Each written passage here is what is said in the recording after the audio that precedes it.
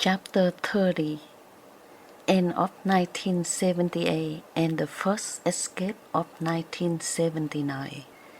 The final days of 1978 arrived with a strange stillness. After the long months of imprisonment in U-Minh, the family was finally allowed to leave. My brothers and sisters carry invisible wounds, scars that no one else could see, but which throbbed with every breath. Freedom had returned, yet it no longer felt like freedom.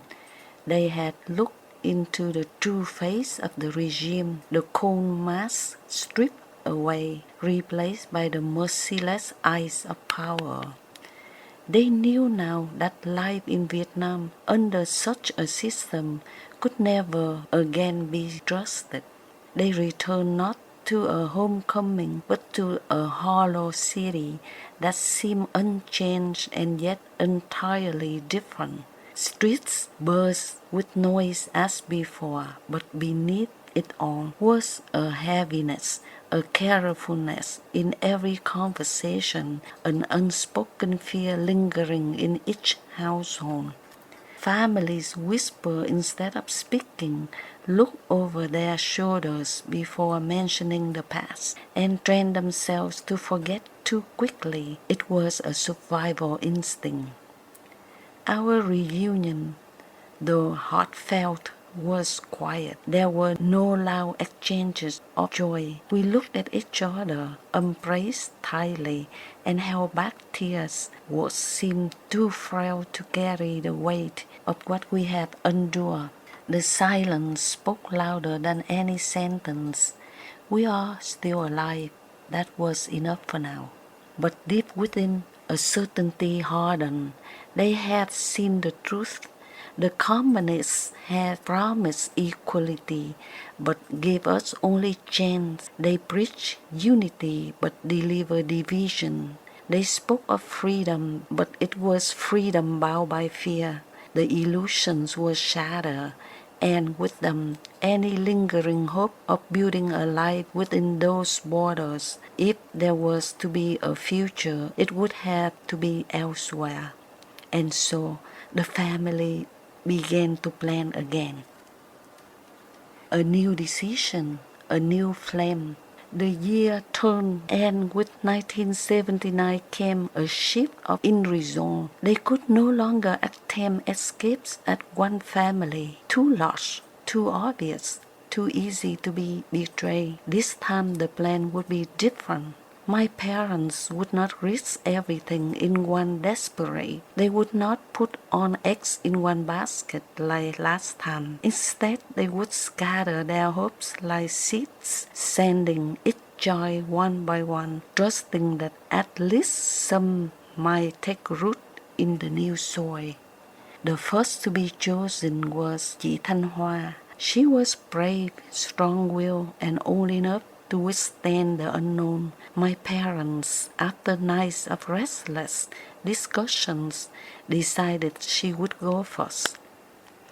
There was danger in every step of the plan. Escape did not depend on courage alone. It required bravery, cunning, and blind faith.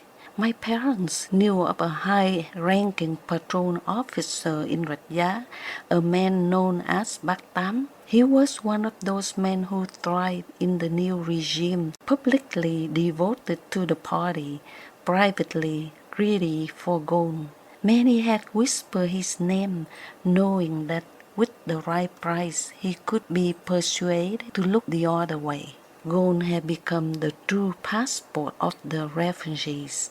Papers, permits, and permissions were worthless compared to the glitter of the yellow gold bars hidden away in cloth, buried under floors, or sewn into belts. Each family that dared to dream of escape sacrificed what they could: heirlooms, wedding gifts, treasures meant for generations. My mother took 2 bars of gold. That was the price he named, one of the last precious remnants of their former life, and placed them into Bác Tám's hungry hands. He smiled, with the hollow assurance of a man who had made too many such deals. He promised safety for at least the illusion of it. That was enough. The journey to Rạch Giá. The day came when my mother took chị Thanh Hoa to Rạch Giá. The air was thick with the smell of salt and fish, the harbor alive with its usual chaos, but beneath the daily hum of commerce lay a secret undercurrent, the quiet comings and goings of those who sought freedom at sea. Boats that look like ordinary fishing vessels carry far more than nets and baskets. They carry the weight of the entire family's futures. Chị Thanh Hoa's boat was one of them. Its wooden flanks creaked under the strain of hidden passengers, its surface weathered by years of saltwater labor. To the casual eye, it was just another fishing craft, but to those who knew, it was a fragile ark ready to set sail into uncertainty. Her name was on the list, a list carefully curated, already handed over to the local patrons. Everyone who had paid their price was accounted for, checked against the whisper of betrayal and a watchful eyes of neighbors. Only the brave and the desperate dared to gather there. My mother held her hand longer than usual before letting go.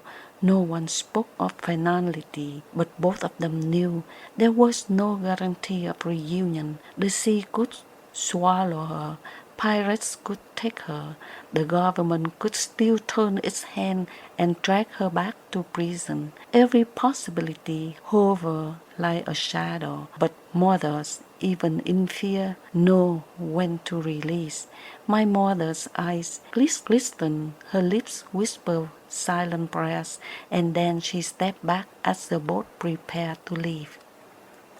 Crossing the sea, the ocean stretched endlessly, an expanse of blue that seemed at once beautiful and merciless. The boat carried its human cargo beyond the shoreline, past the gates of patrol towers, into waters where only fate room. At first, relief filled the air.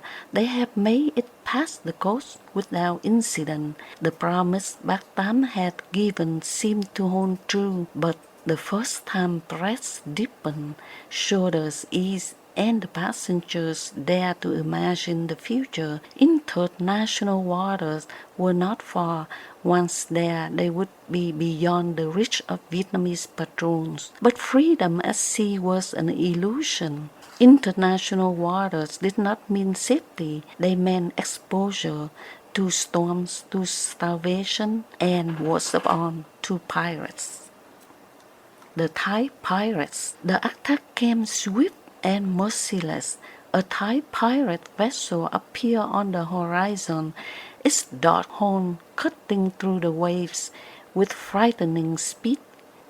For those on the small refugee boat, there was nowhere to run, nowhere to hide. The pirates boarded like vultures, eyes gleaming with greed. They shouted in language foreign to many ears, but the intention was clear: gold, jewelry, anything of value. The refugees clutched at their belongings, but resistance was useless. The pirates searched everything, stripped people of rings, tore open hidden bells and ripped apart bags. The cry of women and children rose with the sound of waves, mingling into desperate chords. Some were struck when they hesitated, some begged, offering trinkets of such gifts could buy mercy.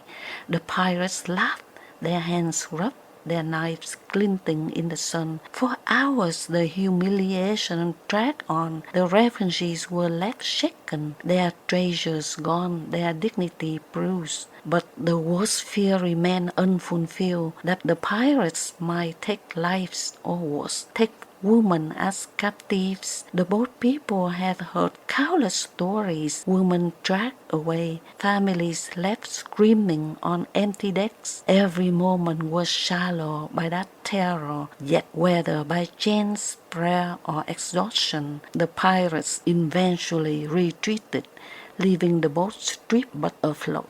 The ocean was silent again, but it was a silence filled with threat. How many more attacks would come? How long would it last without food, without water, without hope?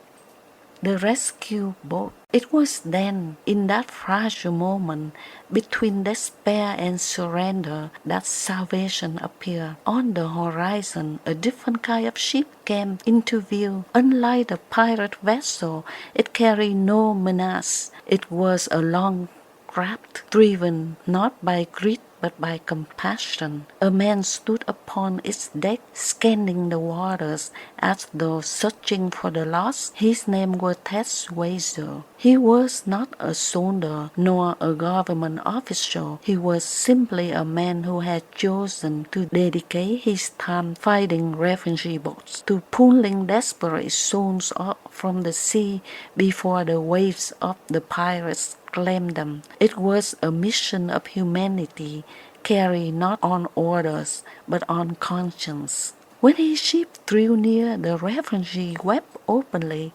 Hands rose in trembling waves. Cries of relief echo. After days of fear, hunger, and violation, there was a stranger who offered not harm but help. Ted Swayze welcomed them aboard. He present like a lighthouse cutting through the storm. He gave them water, food, and above all, reassurance. For the first time since leaving shore, they felt the weight of survival lift. Pulau Bidong, the journey did not end there. Ted Swayze's ship carried them onward across the restless waters of the South Chinese Sea until land appeared, an island that had become both sanctuary and a symbol, Pulau Bidong. As their vessel approached, the refugees could see the shoreline dotted with makeshift shelters, the hills rising steep and green behind them. The island was small, only a speck in the vast sea, yet it carried thousands upon thousands of lives. Pulau Bidong was overflowing, a place where the displaced of Vietnam gathered in hope for resettlement. When chị Thanh Hoa set foot on the island, her legs trembled from exhaustion, yet her spirit surged with relief. She had survived the sea, the pirates, and the fear of death. Around her were others like her, faces marked by hardship, eyes still wide with the memory of escape. Together they form a community of the exiled, bound not by choice but by circumstance, yet strengthened by shared endurance. Life in Pulau Bidong was not paradise. The camp was crowded, food scarce, disease common, but for those who had risked everything, it was heaven compared to the prison of their homeland or the merciless of the sea. Here they could wait, here they could hope, here the future was once again possible. Back in Vietnam, for our family back in Vietnam, the news of her safe arrival was like water to the parched. My parents' eyes softened. For the first time in months, one joy had made it through. One fragile thread of our family had stretched beyond the reach of the regime. It was only the beginning. The year of 1979 would become the year of departures, the endless waiting of nights filled with prayers and days filled with whisper arrangements. The family had begun its great scattering, not with triumph, but with trembling faith. Each journey would carve its own story, marked by risk, by sacrifice, and sometimes by grace. But for now, as 1979 opened, it was chị Thanh Hoa who carried our first hope across the sea and set her feet on Pulau Bidong, the island where exile turned into the promise of tomorrow. This is the end of chapter 30, to be continued. Tell me all about this name, and it's difficult to say. It was given me the day I was born.